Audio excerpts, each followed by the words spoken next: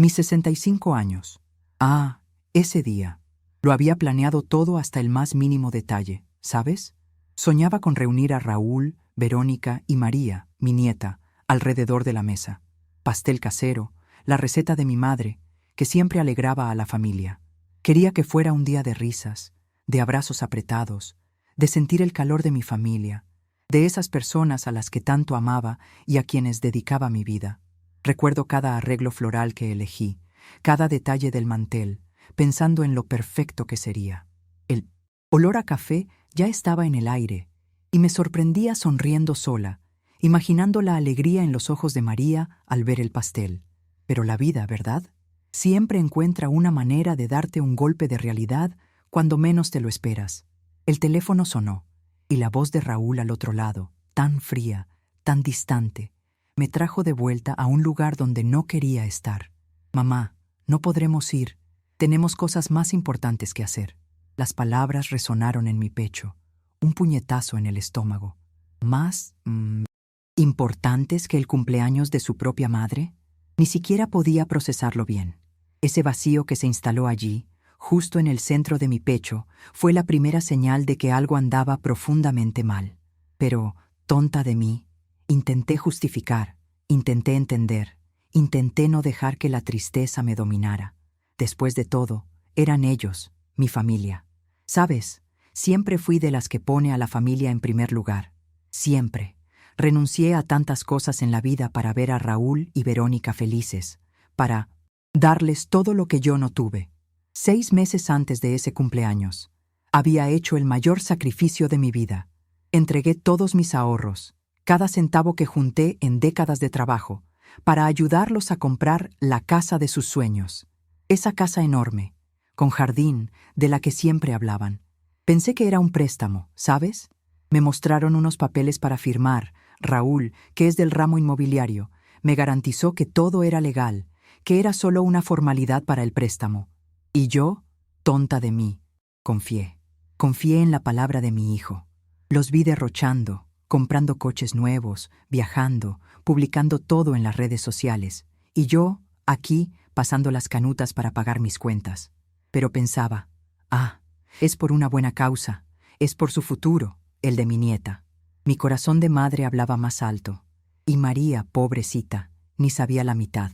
Me llamaba, toda inocente, contándome las novedades de la casa nueva, como si todo fuera una fiesta. Ese día, en mi cumpleaños, la llamada de Raúl fue solo el comienzo de una serie de golpes que la vida me daría. Apenas sabía que lo peor aún estaba por venir, que la tal casa de los sueños, en realidad, era la pesadilla de mi vida. Fue María, mi nieta, quien me abrió los ojos. Un día de estos, me llamó, toda animada, y en medio de la conversación soltó: «Abuela, mis padres están hablando de vender la casa de la abuela Inés». En ese momento, mi corazón se heló. ¿Casa de la abuela Inés? Pero, ¿cómo? La casa no era de ellos. Era un préstamo. Esa frase de ella se quedó martillando en mi cabeza, una pulga detrás de la oreja que no me dejaba en paz. Intenté convencerme de que era solo cosa de niños, que se había confundido, pero por dentro, un miedo helado comenzó a apoderarse de mí. No aguanté. Decidí que necesitaba investigar, aunque la idea de desconfiar de mi propio hijo me doliera en el alma. Empecé a buscar los papeles que había firmado, esos que Raúl me dijo que eran solo para formalizar el préstamo. Y fue entonces, cuando el mundo se derrumbó. Leí y releí, y con cada línea, la verdad se volvía más clara y más cruel. No era un préstamo, era una donación. Había transferido la propiedad íntegramente a nombre de ellos. Mis ahorros de toda una vida, mi sudor, todo entregado en bandeja. El dolor que sentí en ese momento fue algo que nunca había experimentado. Una mezcla de rabia, incredulidad y una estupidez que me ahogaba. No era solo el dinero, ¿sabes? Era la traición, la forma en que se rieron de mi cara, de mi buena fe. Empecé a ver las cosas desde otra perspectiva. Las fotos que publicaban en las redes sociales, ostentando viajes, cenas caras, ropa de marca, todo con mi dinero. Y lo peor, las indirectas. Las vi algunas veces, comentarios de Verónica sobre gente mayor que no sabe lo que hace o familiares interesados. Ni me imaginé que era para mí. Al parecer, me difamaban públicamente, pintándome como la villana de la historia, mientras vivían una vida de lujo con mi sacrificio. Ese sentimiento de haber sido utilizada me dio una fuerza que ni sabía que tenía.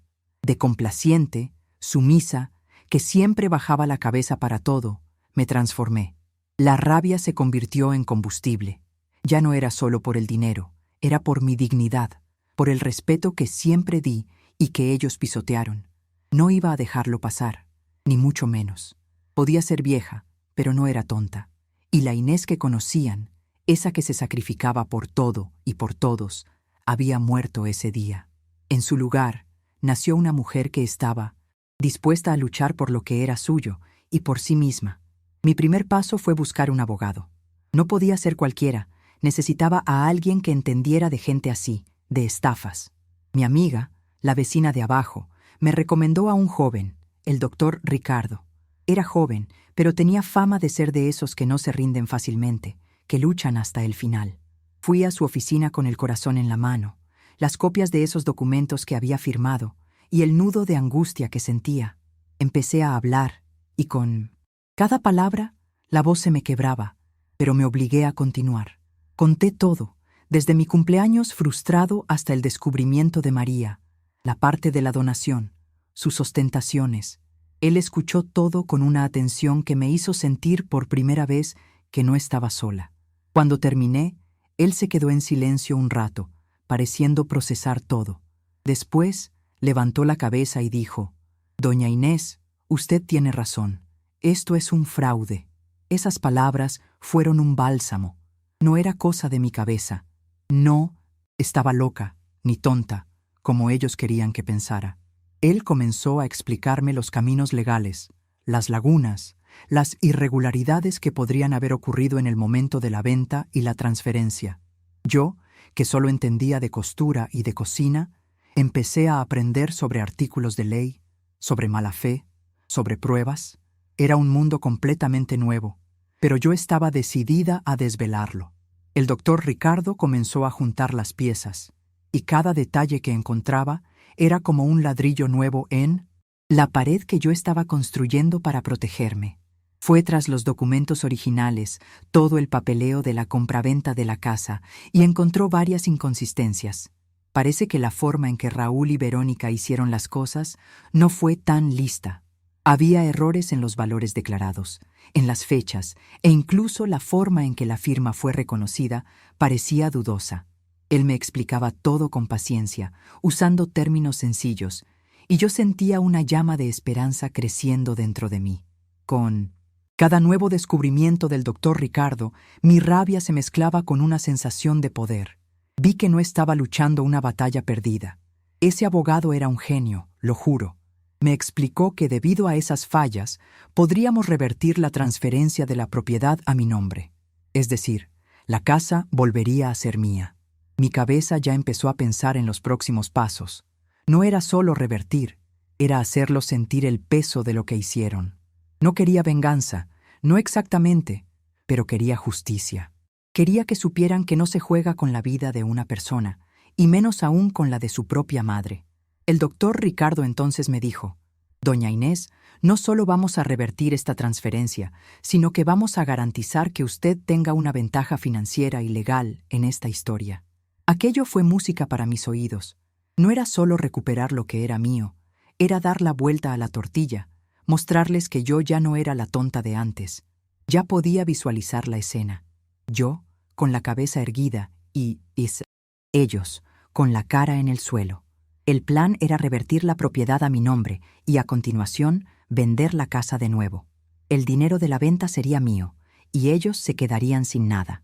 En cada reunión con el abogado sentía una fuerza nueva. Me orientaba sobre cómo debía comportarme, qué decir, qué no decir. Me preparaba para la confrontación. La idea de estar frente a frente con Raúl y Verónica, después de todo lo que me habían hecho, me daba un nudo en el estómago, pero también una determinación que no sabía de dónde venía. Tenía las pruebas, los documentos, la verdad de mi lado. Ellos tenían la mentira, la avaricia. Y la verdad, La verdad siempre encuentra una manera de aparecer, ¿no? El día de la confrontación llegó. Estaba nerviosa, claro. Mis manos sudaban frío, pero en el fondo una calma extraña me dominaba. Sabía que necesitaba hacerlo. Llegué a su casa, esa casa que yo había pagado, y Verónica abrió la puerta con esa sonrisa forzada de siempre. Raúl estaba en 1900 la sala, mirando el móvil, como si nada importara. No tenía ni idea de lo que estaba a punto de suceder.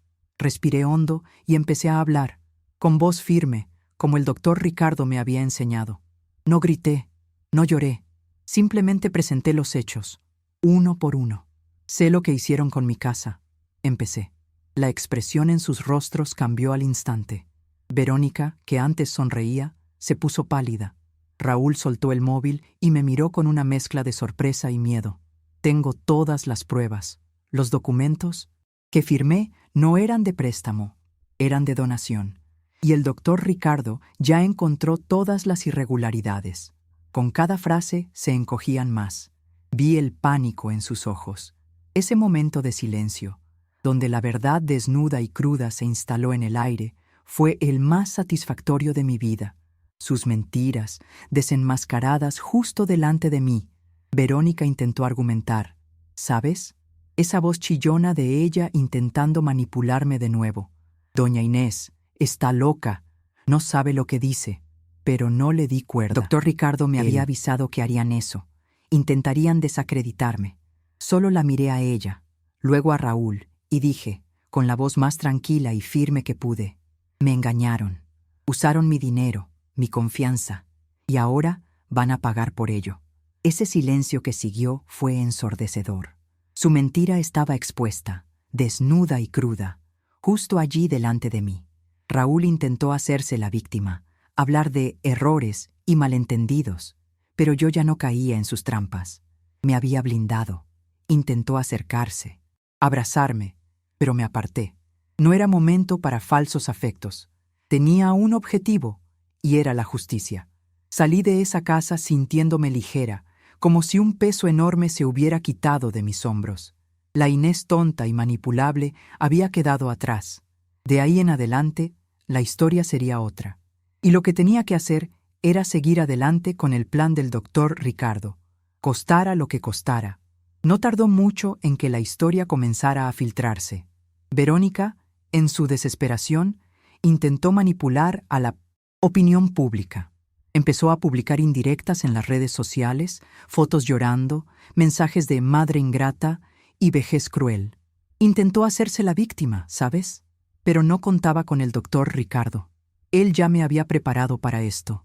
Con cada mentira de ella, él soltaba una nota, un documento, algo que probara lo contrario. Fotos de los viajes, extractos bancarios, los documentos de la casa, todo. Internet es un bicho curioso. Al principio, algunas personas le creyeron a ella, claro, pero cuando las pruebas comenzaron a aparecer, la marea cambió. Gente que ni conocía empezó a apoyarme.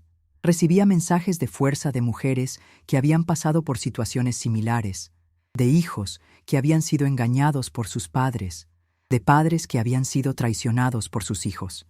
La historia de la familia se volvió viral, pero no del modo que Verónica quería. La verdad estaba saliendo a la luz y sus mentiras ya no tenían dónde esconderse. El doctor Ricardo era un estratega formidable. No daba un paso en falso. Mientras Verónica hacía su show en las redes, él ya tenía todo listo. Una rueda de prensa, donde presentaría los hechos con todas las pruebas. La idea era exponer la verdad de una vez por todas, sin dejar margen para dudas o manipulaciones. Yo estaba aterrorizada con la idea de exponerme así, pero él me garantizó que era el mejor camino. Doña Inés, la verdad tiene que prevalecer, y usted será la voz de esa verdad. Y así fue. El día de la rueda de prensa fue un torbellino. Recuerdo los flashes de las cámaras, los micrófonos apuntando hacia mí, las preguntas de los periodistas. Me contuve para no llorar, para mantener la compostura. El doctor Ricardo hablaba con una claridad impresionante, presentando los documentos, las evidencias, cada prueba del fraude. No solo desenmascaró a Raúl y Verónica, sino que también mostró su modus operandi, cómo actuaban para engañar a la gente. Ese día fue el jaque mate. No tenían a dónde correr. La imagen de buenos ciudadanos que tenían fue destruida en cuestión de horas. Las consecuencias no tardaron en llegar para Raúl y Verónica. Con la repercusión del caso, la empresa inmobiliaria donde Raúl trabajaba no podía mantenerlo. Su imagen estaba manchada y nadie quería hacer negocios con alguien involucrado en fraude. Perdió el empleo. Verónica, que tenía una tiendita online, también empezó a tener problemas. Nadie más confiaba en sus productos y las ventas cayeron a cero. Vieron cómo la vida de lujo que ostentaban se desmoronaba ante sus ojos, todo fruto de sus propias malas decisiones. El proceso legal siguió su curso y la justicia se hizo. El juez dictó sentencia. Raúl y Verónica fueron condenados a pagar fuertes multas que apenas cubrían una parte de lo que yo había perdido y también a prestar servicios comunitarios. No fue la venganza que busqué, pero fue la justicia. Tuvieron que enfrentar las consecuencias de sus actos, y eso, para mí, ya era una gran victoria. Lo peor para ellos, sin embargo, no fueron las multas o el servicio comunitario. Fue la pérdida de la reputación, la vergüenza pública, el escándalo que los persiguió a donde quiera que fueran. Sus vidas nunca más serían las mismas. Pero la mayor victoria, para mí, no fue ver su castigo. Fue el redescubrimiento de mí misma. Me miraba en el espejo y veía a una mujer diferente, alguien que había pasado por una guerra y había salido más fuerte. Todo ese proceso me hizo ver cuánto me anulé por los demás, cuánto me dejé llevar por la culpa y el deseo de agradar. Me di cuenta de que tenía un valor, que era capaz de luchar, de defenderme. Y eso valió más que cualquier dinero en el mundo. Empecé a hacer cosas por mí, a cuidarme de una manera que nunca había hecho antes. Y María, mi nieta, ella fue la luz al final del túnel. En medio de todo el caos, ella empezó a ver la verdad por sí misma. Los niños tienen un olfato, ¿sabes? Veía la manipulación de sus padres, su frialdad, sus mentiras. Yo siempre intenté protegerla, pero la vida se encargó de mostrarle la realidad. Empezó a alejarse del ambiente tóxico de su casa, a venir más a la mía. Y fue en esos encuentros donde nos reconectamos de una forma profunda. Ella me preguntaba sobre lo que estaba sucediendo, y yo, con toda la delicadeza que pude, intentaba explicar. Y con cada conversación, el vínculo entre nosotras se fortalecía. Un día, María me preguntó, con los ojos llenos de lágrimas, ¿por qué sus padres le estaban haciendo eso a la abuela? Mi corazón se encogió. Ya no podía ocultarlo. Me senté con ella y con toda la calma y el amor del mundo le expliqué la verdad. No usé palabras difíciles, ni la culpé por nada. Solo le dije que a veces las personas toman decisiones equivocadas y que esas decisiones pueden lastimar a quienes amamos. Ella escuchó todo en silencio y al final me abrazó fuerte. «Abuela, quiero vivir contigo», me dijo. Aquello fue el mayor regalo que la vida podía darme. Su decisión de venir a vivir conmigo no fue fácil para nadie, pero fue la correcta. Necesitaba un ambiente de paz, de amor verdadero, y no esa farsa que sus padres vivían. El doctor Ricardo me ayudó también con su custodia, explicando que el ambiente en casa de Raúl y Verónica no era saludable para una niña. Y así, María y yo comenzamos una nueva vida juntas. Ese abrazo de ella, esa elección suya, selló nuestra nueva historia. Ya no era solo Inés luchando, era Inés y María, juntas, construyendo un futuro. Vender la casa de la pesadilla, como yo la llamaba, fue un alivio. Pero el doctor Ricardo, siempre un paso por delante, me ayudó a tomar una decisión que lo cambiaría todo. Comprar una casita en la costa, lejos de todo lo que me recordaba ese dolor, esa traición. Siempre soñé con vivir cerca del mar, sentir la brisa, escuchar el sonido de las olas. Era un sueño antiguo que había guardado por tantas prioridades de la familia. Ahora era mi turno, y a María le encantó la idea. Siempre fue muy conectada con la naturaleza, y pasábamos horas conversando sobre cómo sería nuestra vida allí. Una nueva casa, una nueva escuela para ella, una nueva vida para nosotras dos. Era la oportunidad de empezar de cero, de construir un hogar donde el amor y la verdad fueran los pilares. Ese lugar en la costa no era solo una casa, era un refugio, un símbolo de nuestra resiliencia, de nuestra capacidad de florecer incluso después de una tormenta. El día de la mudanza fue una locura, pero una locura buena. Cajas por todas partes, María corriendo de un lado a otro, animada. Yo, con mis 65 años y una energía que ni yo sabía que tenía, empacando la vida que dejaba atrás y la que estaba por venir. Cada objeto guardado, cada recuerdo, era una despedida del pasado y un brindis al futuro. Y ver a María sonriendo, con ese brillo en los ojos de quien va a empezar una aventura, me daba aún más certeza de que estábamos en el camino correcto. Llegar a la casita nueva, con el olor a salitre y el sonido de las olas, fue como un abrazo. La casa no era grande, pero tenía una terraza con vista al mar y un jardín pequeño que ya me imaginaba cuidando. María eligió su habitación, arregló sus cosas con un cuidado que me conmovía, y yo, por primera vez en mucho tiempo, sentí una paz que me había faltado durante mucho tiempo. Una paz que no era la ausencia de problemas, sino la presencia de un nuevo comienzo, de un nuevo propósito. Era mi recompensa, mi reinicio. Los primeros días fueron de adaptación, de descubrimiento. Caminábamos por la playa temprano por la mañana. Sentíamos la arena en los pies, el viento en la cara. María recogía conchitas y yo solo observaba, con una sonrisa tonta en la cara, su ligereza. Ella estaba floreciendo, y yo junto con ella. Ese aire puro del mar, la rutina más tranquila, lejos del ruido de la ciudad y de esas malas energías, nos estaba haciendo un bien enorme. Comencé a reconectarme conmigo misma. Volví a hacer las cosas que me gustaban y que había dejado de lado hacía años. Pintar, leer, cuidar mis plantitas. María me animaba, me traía flores de la playa, dibujaba para mí. Nuestra complicidad crecía cada día. No necesitábamos mucho, solo la presencia una de la otra y la paz que encontrábamos allí. Era una vida simple, pero llena de significado. Y lo más importante, era nuestra. Raúl y Verónica, después de un tiempo, intentaron acercarse de nuevo a María. Llamaban, enviaban mensajes, intentaban aparecer. Pero María, con una madurez que sorprendía para su edad, ya no caía en sus conversaciones. Había visto el lado real de la historia, la verdad detrás de la fachada. Sabía quién estuvo a su lado cuando más lo necesitó, quién la amó de verdad, sin segundas intenciones. Y su elección siempre fue quedarse conmigo.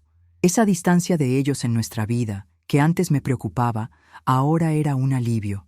Ya no echaba de menos esa toxicidad, esa energía pesada. Nuestra casa en la costa era un santuario. Nos bastábamos. Su ausencia solo resaltaba cuánto había mejorado. Nuestra vida, cuánto estábamos en paz sin las mentiras, las manipulaciones y la codicia que ellos traían. Era un capítulo cerrado, y no sentía ganas de abrirlo de nuevo. El tiempo pasó, y nos acostumbramos a nuestra nueva rutina. María fue a una escuela nueva, hizo amigos, y yo volví a tener vida social. Conocí a algunas vecinas, señoras tan llenas de vida como yo, que me contaron sus historias, y yo compartí la mía. Me dieron fuerza, me hicieron reír, y me mostraron que la vida continuaba, y que yo merecía ser feliz. Me fui abriendo, dejando el miedo a un lado, y redescubriendo el placer de estar con otras personas. Las mañanas en la playa con María se convirtieron en un ritual. Hablábamos de todo y de nada, sobre el futuro, sobre sus sueños. Veía en ella la pureza y la esperanza que creía haber perdido. Y ella, con la sabiduría de una niña, me enseñaba a ver el mundo con otros ojos. Cada risa suya, cada abrazo apretado, era un recordatorio de que la vida me había dado una segunda oportunidad, un propósito nuevo, y que no podía desperdiciar. La felicidad no era un lugar lejano, sino la paz que construíamos allí, día tras día. No hay un día en que no mire a María y no sienta una inmensa gratitud. Ella es la prueba de que, incluso en las mayores tormentas, podemos encontrar un arco iris. Ese trauma de la traición, de la pérdida, todavía está conmigo, claro.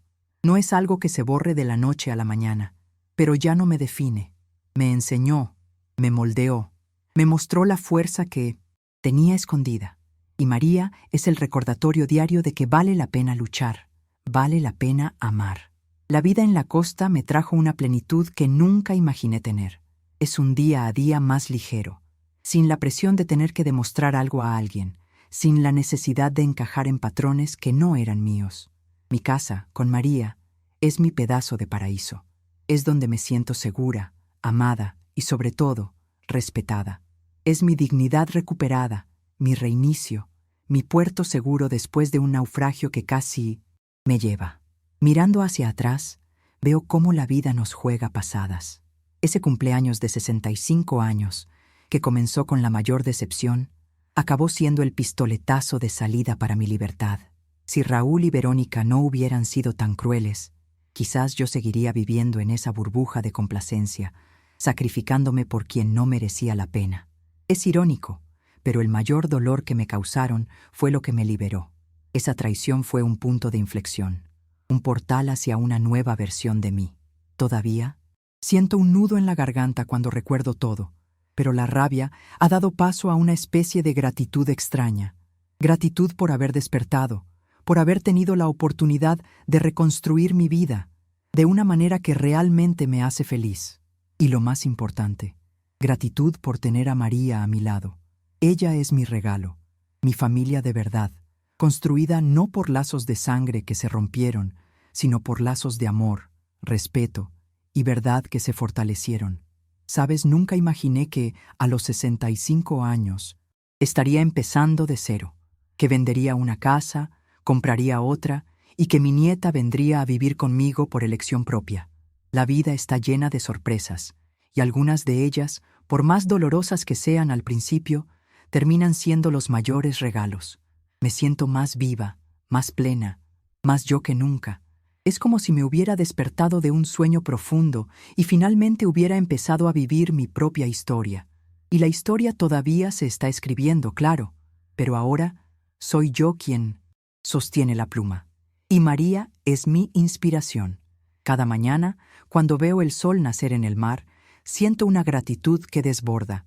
Ese día, el de mi cumpleaños, fue solo el comienzo de un viaje de autodescubrimiento, de resiliencia y, sobre todo, de un amor genuino que me salvó. La vida me dio un limón, y yo hice la limonada más dulce que he probado. ¿Qué aprendí de todo esto? Que la familia de sangre no siempre es la familia que te ama y te apoya, y que a veces necesitamos perderlo, todo para encontrarnos de verdad. Perdí dinero, perdí la confianza en quien más amaba, pero me gané a mí misma, gané a María, y gané una paz que ningún dinero puede comprar.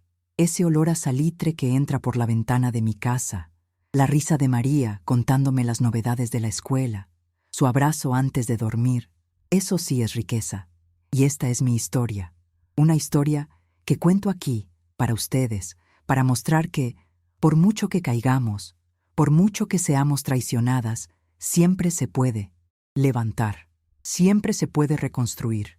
Y la vida, la vida es un regalo.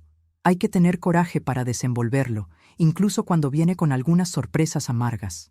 Pero al final, siempre encontramos la dulzura, nuestra propia versión de felicidad. Y yo, Inés, estoy aquí para probarlo.